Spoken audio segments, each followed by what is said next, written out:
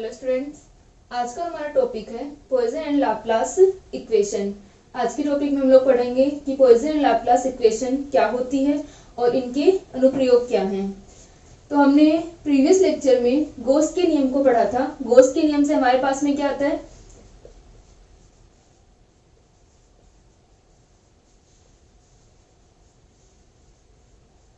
Gauss का जो नियम होता है divergence of E equal to rho upon epsilon. और अगर हम वैक्यूम की बात करें तो यहाँ पर हम एप्सिलॉन नोट लेते हैं। तो ये हमारा गॉस का नियम होता है। गॉस के नियम से किसी भी बंद पृष्ठ से परिबद्ध आवेश जो होगा, अगर Q आवेश है तो उस पृष्ठ से निकलने वाला जो फ्लक्स होगा फाई, वो किसके इक्वल होता है, Q अपॉन एप्सिलॉन नोट के या Q अपॉन एप्सिलॉन के इक्वल होता है। तो इसका हमने अवकल रूप लिखा था, डिफरेंशियल फॉर्म हमने लिखी थी, और तब हमारे पास में रिजल्ट आया था divergence of E equal to rho upon epsilon. तो गॉस के नियम को यहाँ पर हम यूज करके पॉइसन एंड लाप्लास इक्वेशन को ज्ञात करेंगे। तो गॉस के नियम से divergence of E equal to rho upon epsilon हमारे पास में रिजल्ट आता है, जहां पर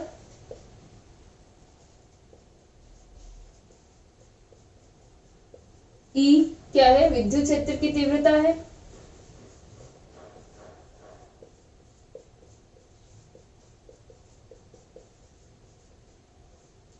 तथा रो आवेश घनत्व है,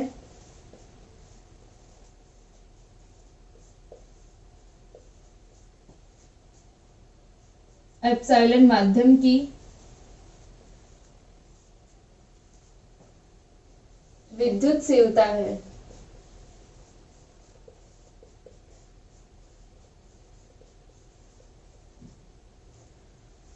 तो अब अपने पास में यदि विद्युत क्षेत्र के किसी बिंदु पर विभव का मान फाई है तो हम क्या लिख सकते हैं, E इक्वल टू माइनस का ग्रेडियंट ऑफ फाई होता है। तो हम लिख सकते हैं कि यदि विद्युत क्षेत्र में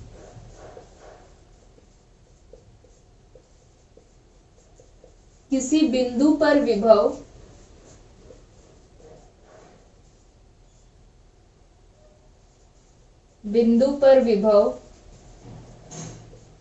फाई है तो E vector equal to minus का ग्रेडियंट ऑफ फाई। यहाँ पर E वेक्टर है और किसी भी स्केलर का जो ग्रेडियंट आता है वो भी वेक्टर आता है। और इलेक्ट्रिक फील्ड को हम पोटेंशियल के नेगेटिव ग्रेडियंट की फॉर्म में लिख सकते हैं। जैसे कि हम फोर्स को लिखते हैं, फोर्स को हम क्या लिखते हैं, माइनस का ग्रेडियंट ऑफ पोटेंशियल एनर्जी लिखते हैं। उसी प्रकार ई को हम इसके पोटेंशियल के ग्रेडियंट की फॉर्म में विभव के इसमें प्रवणता के रूप में हम इसको लिख सकते हैं। तो ई इक्वल टू माइनस का ग्रेडियंट ऑफ फाई होता है। अब ई इक्वल टू माइनस का ग्रेडियंट ऑफ फाई है तो यहां से हम देखें जो हमारी फर्स्ट इक्वेशन है, फर्स्ट इक्वेशन के अंदर हम लोग ई वेक्टर का मान रख देते हैं। तो क्या आ जाएगा, समीकरण 1 तथा 2 से ये जो हमारे रिजल्ट थे वो हमने मैकेनिक्स में भी किए थे, जहां पर हमने F इक्वल टू माइनस का ग्रेडियंट ऑफ U लिखा था। तो समीकरण 1 तथा 2 से अपने पास में क्या आ जाएगा, del dot del phi equal to rho upon epsilon, minus का del dot del phi equal to rho upon epsilon आ गया। अब ये जो डेल डॉट डेल फाई है वो क्या है, ये वाला जो डेल था हमने किसके लिए लगाया है, डाइवर्जेंस के लिए, और यहाँ पर डेल हमने किसके लिए लगाया है, ग्रेडियंट के लिए। डेल ऑपरेटर वही है, बस यहाँ पर हमने स्केलर के साथ में इसको ग्रेडियंट की फॉर्म में लिखा है और ई वेक्टर है इसके साथ में डाइवर्जेंस की फॉर्म में लिखा है। तो ये आ जाएगा अपने पास में माइनस का del dot del phi equal to rho by epsilon. और तो अब अपन इसको सॉल्व करें, क्योंकि divergence gradient of phi equal to क्या होगा, डाइवर्जेंस ग्रेडियंट ऑफ फाई, तो डेल ऑपरेटर का मान i cap del by del x plus का j cap del by del y plus का के cap del by del z. Gradient of i cap del by del x plus का j cap del by del y. यहाँ पर चाहे तो हम phi को बाहर रख सकते हैं, हम डाइवर्जेंस और ग्रेडियंट दोनों का मान रख रहे हैं। J cap del by del y plus का के cap del by del z, और यहाँ पर क्या आ जाएगा फाई। अब यहाँ पर i cap del by del x, i cap del by del x, तो इसका स्क्वायर हो जाएगा del square by del x two plus का del square by del y square plus का del square by del z square, और phi आ जाएगा साथ में। तो इसे हम लिख सकते हैं, इसको लिख लो,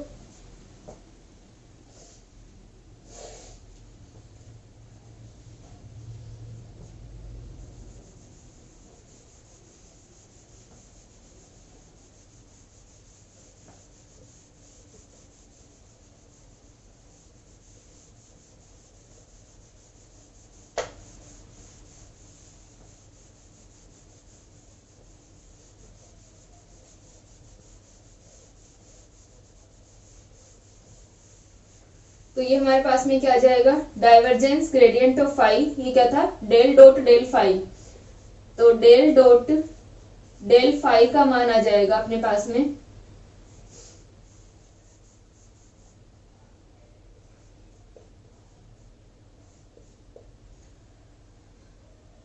तो del dot del phi equal to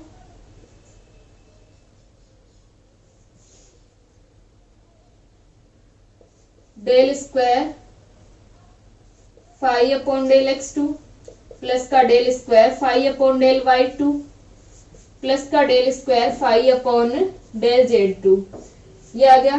तो डेल स्क्वायर का मान क्या हो गया, यहाँ पर डेल स्क्वायर इक्वल टू, जहां इसको हम इस तरीके से लिख सकते हैं, del square phi equal to del two upon del x two plus का del two upon del y two plus का del two upon del z two, और ये फाई के ऊपर हम ऑपरेट करवा रहे हैं। तो ये जो del square by del x square plus का del square by del y square plus का del square upon del z square आए हैं, ये एक ऑपरेटर की फॉर्म में आ गया, जिसे हम क्या करवा रहे हैं, फाई के ऊपर ऑपरेट करवा रहे हैं, यानी एक संकारक का यहाँ पर रूप है इसका। तो ये क्या हो जाएगा, जहां del square upon del x square plus का del square upon del y square plus का del square upon del z square Laplacian संकारक कहलाता है, लाप्लासियन संकारक कहलाता है।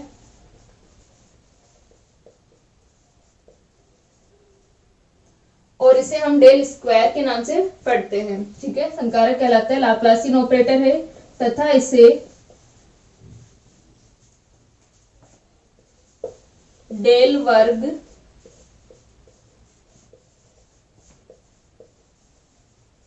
स्क्वायर पढ़ते हैं।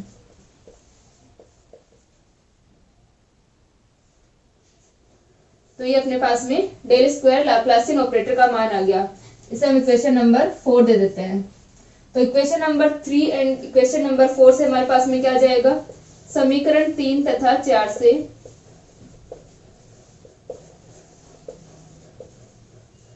इसका मान रखते हैं हम डेल डॉट डेल फाई का, तो यह आ जाएगा del two phi equal to minus का रो बाय एप्सिलॉन। ये आ गया अपने पास में इक्वेशन नंबर 5। ये इक्वेशन पॉइसन इक्वेशन कहलाती है, और इस इक्वेशन से हम क्या कर सकते हैं, किसी इसमें जहां पर अपने पास में आवेश घनत्व उपस्थित है या आवेश उपस्थित है, किसी पृष्ठ से परिबद्ध क्षेत्र के अंदर विभव का मान ज्ञात कर सकते हैं।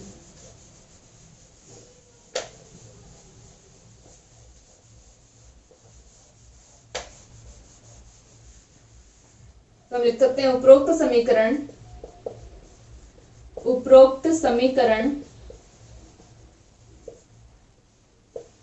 पॉइसन समीकरण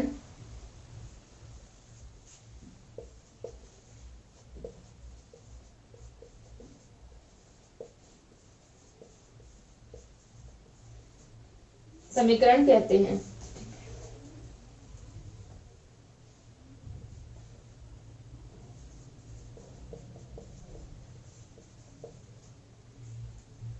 अब यदि जो परिबद्ध क्षेत्र है वो क्या हो, आवेश रहित हो, उस परिबद्ध क्षेत्र के अंदर आवेश नहीं हो, तो क्या होगा, आवेश अगर नहीं है तो आवेश घनत्व का मान 0 होगा। यानी अगर चार्ज लेस क्षेत्र यहाँ पर होगा, अपने पास में चार्ज नहीं है उस बाउंडेड रीजन के अंदर, तो क्या हो जाएगा, चार्ज डेंसिटी का मान 0 होगा। तो हम लिख सकते हैं यदि तथा यदि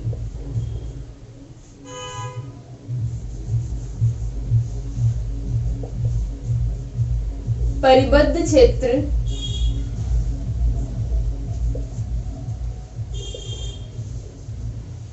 आवेश रहित हो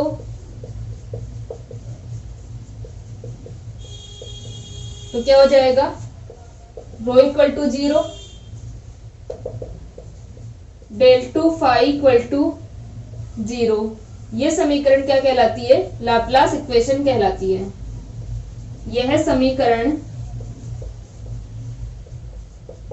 लाप्लास समीकरण कहलाता है।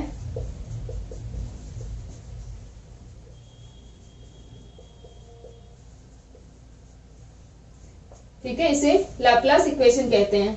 अब जो पॉइसन इक्वेशन और लाप्लास इक्वेशन है, इनको यूज करके हम क्या कर सकते हैं, इलेक्ट्रोस्टैटिक की जो प्रॉब्लम्स है उनको हम सोल्व कर सकते हैं। यानी हमारे पास में किसी जगह पर अपने को पोटेंशियल का मान ज्ञात करना हो या इलेक्ट्रिक फील्ड का भी मान ज्ञात करना हो, तो हम इन समीकरणों को यूज करके निकाल सकते हैं। ठीक है, तो हम इसका अनुप्रयोग करते हैं। आप इसको लिख लो एक बार।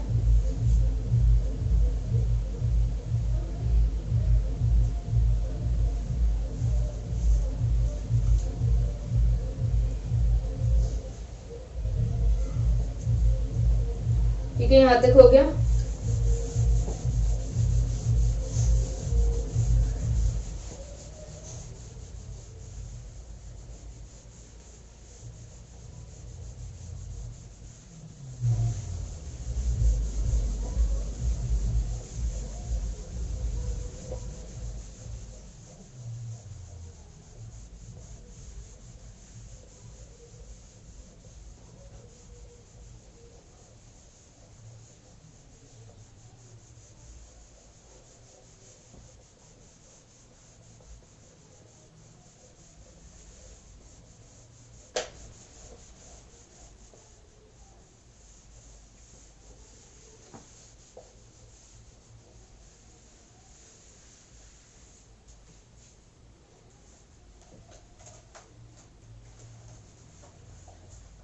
अब यहाँ पर लिख रहे हैं पॉइसन एंड लाप्लास समीकरण के अनुप्रयोग।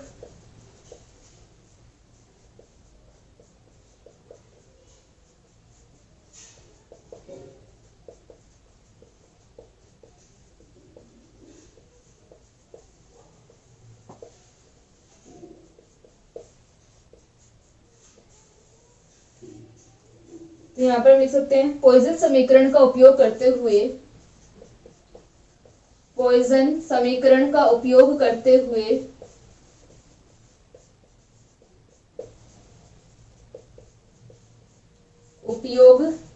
हुए दो समावेशित समांतर प्लेटों के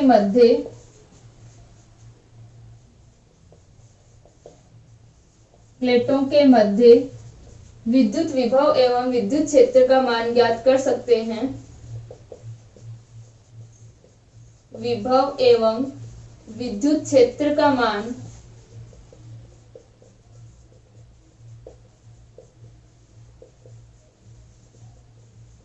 ज्ञात कर सकते हैं, जबकि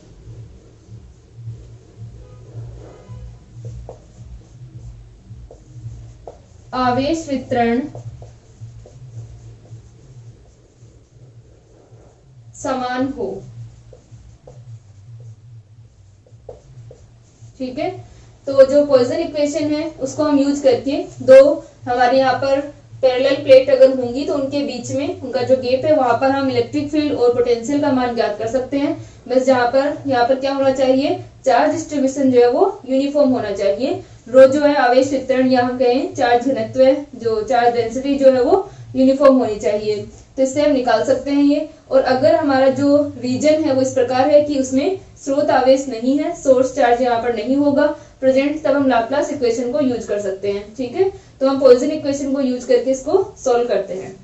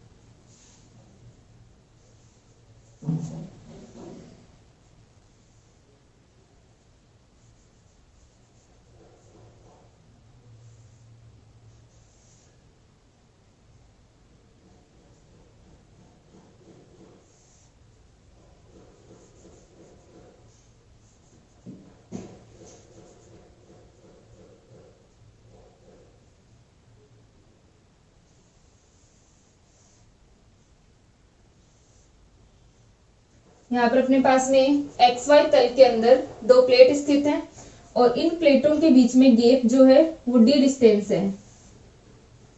ठीक है, तो यहाँ पर हमने लिखा कि हम विद्युत क्षेत्र का और विभव का मान ज्ञात करेंगे। प्लेटों के मध्य जो आवेश वितरण है वो क्या होना चाहिए, समान होना चाहिए, जबकि प्लेटों के मध्य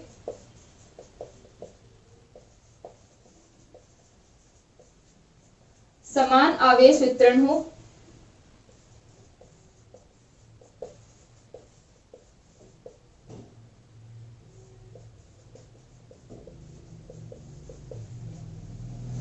तो यहां पर हम लिख रहे हैं माना XY तल में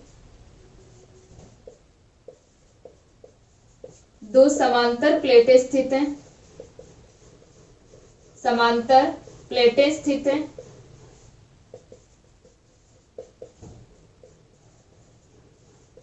इनके मध्य दूरी d है। इनके बीच में डिस्टेंस कितनी है, d डिस्टेंस है। इनके मध्य दूरी d है तथा इन पर विभव का मान phi1 तथा phi2 है। विभव का मान phi1 तथा phi2 है। पोटेंशियल हम क्या ले रहे हैं कि इन प्लेटों के ऊपर विभव का मान कितना है, phi1 और phi2 है। हमें क्या करना है, इनके बीच में हम विभव और इलेक्ट्रिक फील्ड का मान निकालते हैं। तो यहाँ पर क्या है, इनके मध्य आवेश वितरण समान है, तो इनके बीच इन पर विभव का मान phi1 तथा phi2 है। तो यहाँ पर हम क्या यूज करेंगे, लाप्लास इक्वेशन को हम लोग यूज करेंगे। तो हम इसको लिख सकते हैं कि दोनों प्लेटों के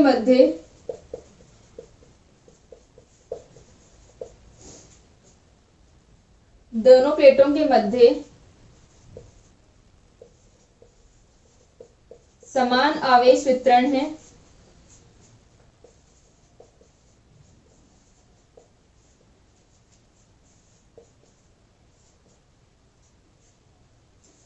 समान आवेश वितरण है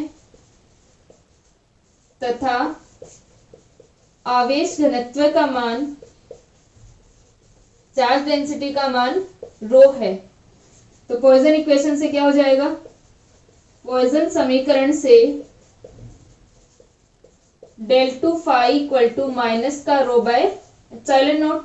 ठीक है, यहाँ पर अपने पास में क्या हो जाएगा, पॉइसन समीकरण को हम यूज करते हैं। तो del2 phi equal to minus का रो बाय एप्सिलॉन नॉट, इसे हम क्या लिख सकते हैं, कार्टेशियन कोऑर्डिनेट सिस्टम के अंदर हम लिखें डेल स्क्वायर का मान, तो क्या आ जाएगा, हम इसको लिख सकते हैं या del2 phi upon del x2 plus का del2 phi upon del y2 plus का del2 phi upon del z2 equal to minus का रो बाय एप्सिलॉन नॉट। ये हमारे पास में इक्वेशन आ गई। ठीक है, अब यहाँ पर हम देख सकते हैं कि x और y तल के अंदर ये प्लेटें स्थित है।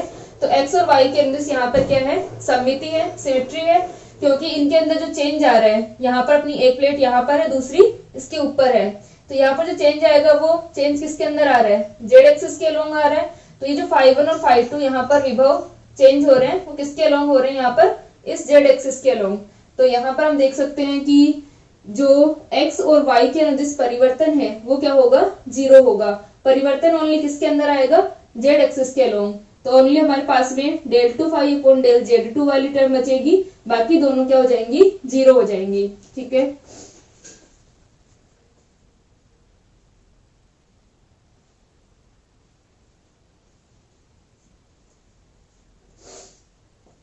ठीक है, यहां तक हो गया। फिर हम इसको आगे लिखते हैं।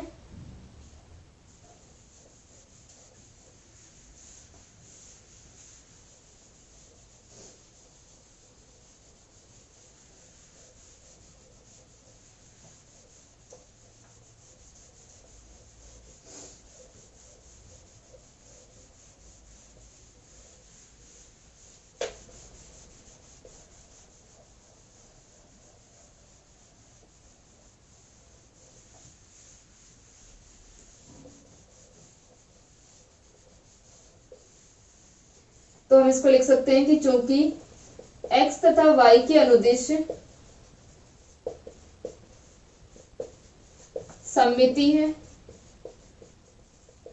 अतः x तथा y के अनुदिश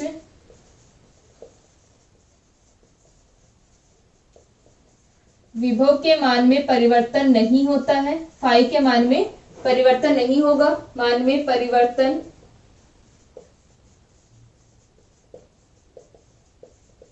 नहीं होता है, अतः del upon del x equal to 0 और del upon del y equal to क्या हो जाएगा, 0 हो जाएगा। तो समीकरण 2 से हमारी इक्वेशन क्या बचेगी, समीकरण 2 से del 2 phi upon del z2 equal to minus का रो बाय एप्सिलॉन नॉट, ये हमारी इक्वेशन आ गई। तो अब हम इससे फाई का मान ज्ञात कर सकते हैं, और फाई का मान हमारे पास में आ जाएगा। तो हम क्या निकाल लेंगे, इलेक्ट्रिक फील्ड को निकाल लेंगे, क्योंकि इलेक्ट्रिक फील्ड क्या होता है, माइनस का ग्रेडियंट ऑफ फाई होता है। तो यहां से हम इसको ज्ञात करते हैं। तो ये आ जाएगा समीकरण 3 का फाई का मान ज्ञात करने के लिए समीकरण 3 का समाकलन करने पर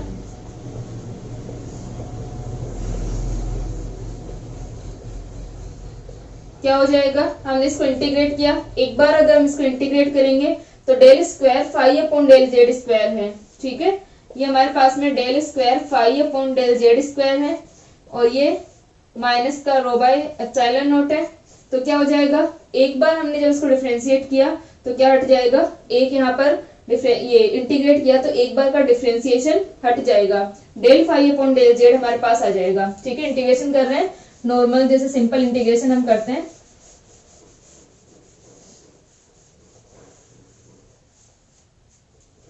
तो इसको इस तरह से लिख सकते हैं कि del 2 phi d square, phi को हमने लिख लिया और डी जेड स्क्वायर को उधर ले गए। ठीक है, तो उस हिसाब से हम इसको इंटीग्रेट कर लेंगे। तो इधर तो अपने पास में क्या आ जाएगा, del phi by del z equal to minus का rho by epsilon not z plus का C1। ठीक है, ये अपने पास में क्या आ गया, del phi by del z equal to minus का rho by epsilon not z plus का C1। क्योंकि यहाँ पर क्या है, इसके अंदर लिमिट नहीं है इंटीग्रेशन में, तो हम यहाँ पर समाकलन नियतांक को यूज करेंगे, इंटीग्रेशन कांस्टेंट को यूज करेंगे। तो ये हमने C1 ले लिया है। अब हम इसको एक बार फिर से इंटीग्रेट करें, पुनः समाकलन करने पर फिर से इंटीग्रेट करेंगे तो क्या हो जाएगा, फाई इक्वल टू माइनस का rho by epsilon not Z square by 2 plus का C1 जेड प्लस का C2। इस बार एक और हमारे पास में इंटीग्रेशन कांस्टेंट आ जाएगा, समाकलन नियतांक C2 हमने ले लिया। अब ये जो हमारी इक्वेशन है, इक्वेशन नंबर 4 हम इसे दे दें। इक्वेशन 4 के अंदर C1 और C2 को ज्ञात करने के लिए हम क्या लगाते हैं, हमारी जो इनिशियल कंडीशन या जो हमारी बाउंड्री कंडीशंस हैं उनको हम यूज करेंगे। तो हम यहाँ पर लिख सकते हैं z इक्वल टू 0 पर फाई इक्वल टू कितना है, फाई 1, तथा z इक्वल टू d पर फाई इक्वल टू फाई 2। तो z इक्वल टू 0 पर फाई इक्वल टू फाई 1 है और z इक्वल टू d पर फाई इक्वल टू फाई 2 है, क्योंकि दोनों प्लेटों के बीच की दूरी डिस्टेंस कितनी है, d है। तो ये हम मान इसके अंदर रख दें तो हम लिख सकते हैं समीकरण 4 से हमारे पास क्या आ जाएगा, फाई इक्वल टू, पहले हम फाई इक्वल टू फाई 1 रख रहे हैं और z इक्वल टू 0 रख रहे हैं। z इक्वल टू 0 रखा तो ये दोनों 0 हो गए, C2 आ गया ओनली। तो क्या आ जाएगा, C2 इक्वल टू फाई 1, या हम लिख सकते हैं C2 इक्वल टू फाई 1। फिर दोबारा हम इसके अंदर ये वैल्यू रखें तथा फाई 2 इक्वल टू माइनस का रो upon epsilon not d square by 2 plus C1d plus का C2। तो C2 की जगह हम क्या यूज कर लेंगे, फाई 1 को यूज कर लेंगे। तो यहां से हम C1 का मान निकाल सकते हैं। C1 का मान हम ज्ञात करें तो C1 का मान कितना आ जाएगा,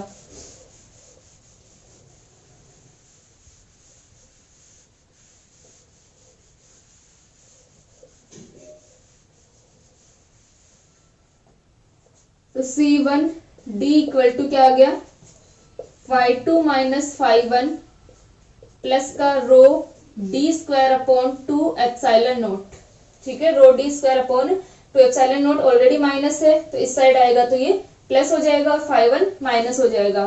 तो C1 का मान आ गया 1 upon d phi 2 minus phi 1 plus का rho d upon 2 epsilon naught, एक d कैंसिल हो जाएगा तो ये आ गया rho d upon 2 epsilon naught. तो ये हम इक्वेशन C1 और C2 के मान समीकरण 4 में रख देते हैं। तो हम लिखें C1 तथा C2 के मान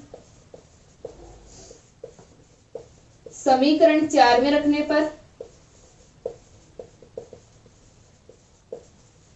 तो कितना आएगा, फाई इक्वल टू माइनस का rho by epsilon nought z square by 2 plus C1 की वैल्यू क्या है, z अपॉन d,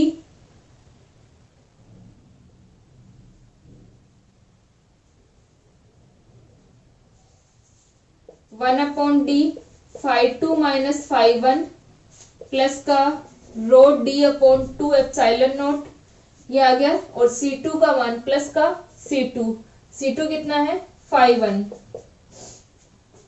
तो इसको हम थोड़ा सा सिंप्लीफाई करें तो फाई इक्वल टू क्या हो जाएगा,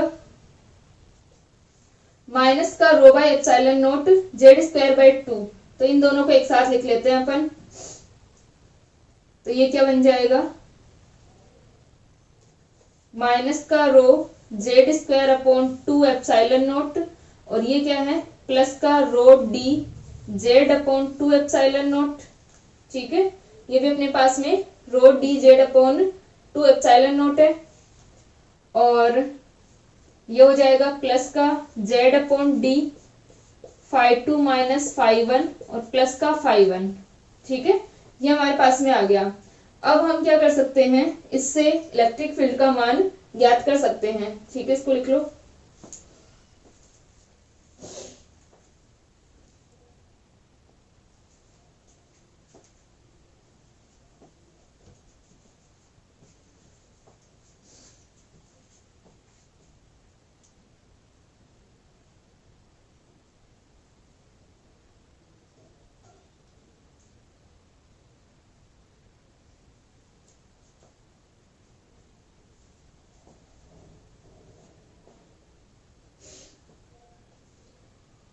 ठीक है, यहां तक हो गया।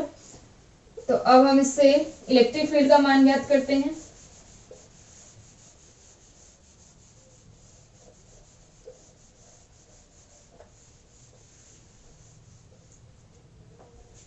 इसको हम थोड़ा सा और सिंप्लीफाई करें तो इनमें से कॉमन आ सकता है अपने पास में, तो ये हो जाएगा फाई इक्वल टू रो, और जेड को हम कॉमन ले लें, z d minus z divided by 2 epsilon nought plus का z upon d phi 2 minus phi 1 plus का फाई 1। ये अपने पास में आ गया। तो अब हम इसको क्या लिखें, तो ये तो आ गया विभव का मान फाई, ठीक है, ये अपने पास में विभव आ गया फाई। अब हम निकाल रहे हैं विद्युत क्षेत्र की तीव्रता तथा विद्युत क्षेत्र की तीव्रता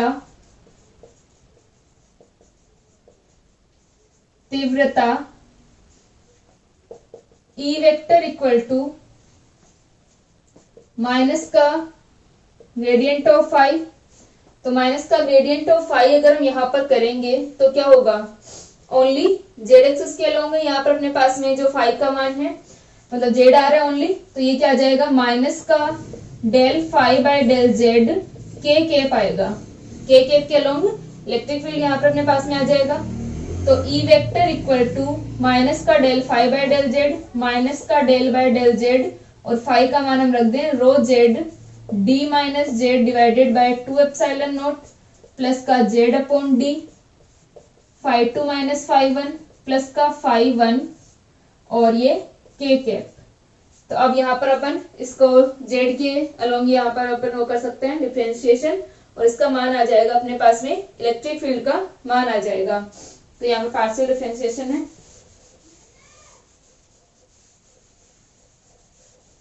अब तो वैसे भी हमारे पास में एक ही वेरिएबल है,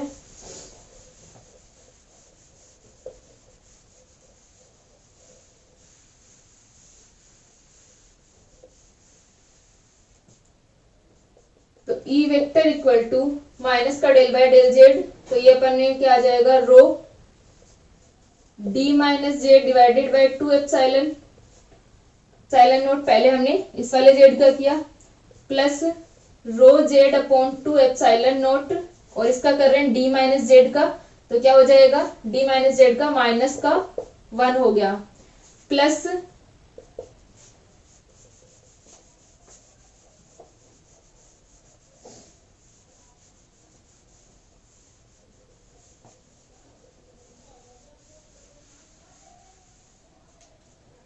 प्लस का अपने पास में क्या आ जाएगा, प्लस का जेड अपॉन डी, तो जेड का किया तो 1 upon d phi 2 minus phi 1,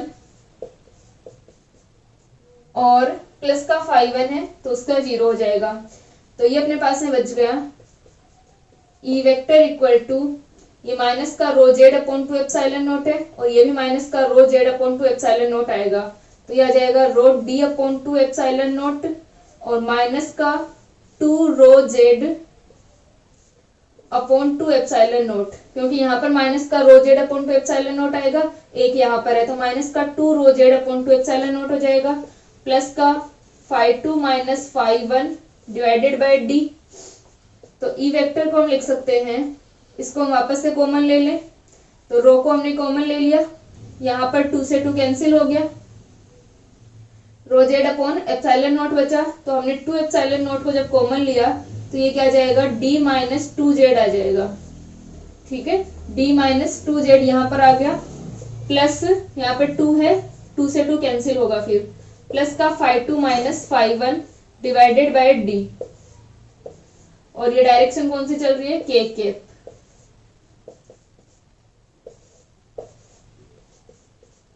के केप आ गया, ठीक है। तो ई वेक्टर इक्वल टू अपने पास में ये आ गया rho d minus 2 z by 2 epsilon nought plus का phi 2 minus phi 1 divided by d k cap, ठीक है।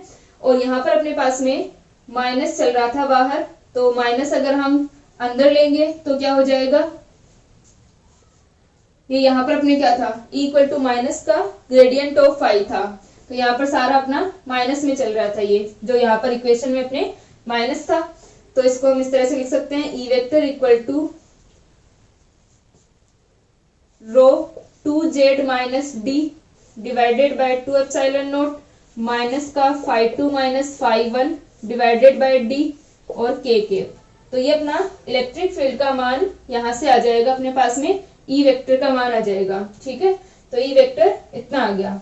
अब यहाँ पर हमने पॉइसन समीकरण को यूज करके, पॉइसन इक्वेशन को यूज करके हमने इलेक्ट्रिक फील्ड और पोटेंशियल का मान ज्ञात किया है। अब अगर आपके कोई न्यूमेरिकल्स इस तरह से हो कि हमें फाई का मान गिवन है और हमें चेक करना है कि क्या ये लाप्लास समीकरण को या पॉइसन इक्वेशन को संतुष्ट करते हैं, तो हम इसके अंदर मान रख करके वैल्यू निकालेंगे जो हमारी दोनों इक्वेशंस हैं, del 2 फाई इक्वल टू 0 और del 2 phi equal to minus का रो बाय एप्सिलॉन नॉट, इनको हम सेटिस्फाई करवाएंगे और फिर इस तरह से चेक करके हम क्वेश्चंस को सोल्व कर सकते हैं। तो आपके एग्जांपल्स दे रखे हैं इस तरीके के, उनको आप लोग करके देखना और उन्हें सोल्व करना, ठीक है। बाकी जो हमारे आगे के टॉपिक्स है उन्हें हम नेक्स्ट लेक्चर में करते हैं।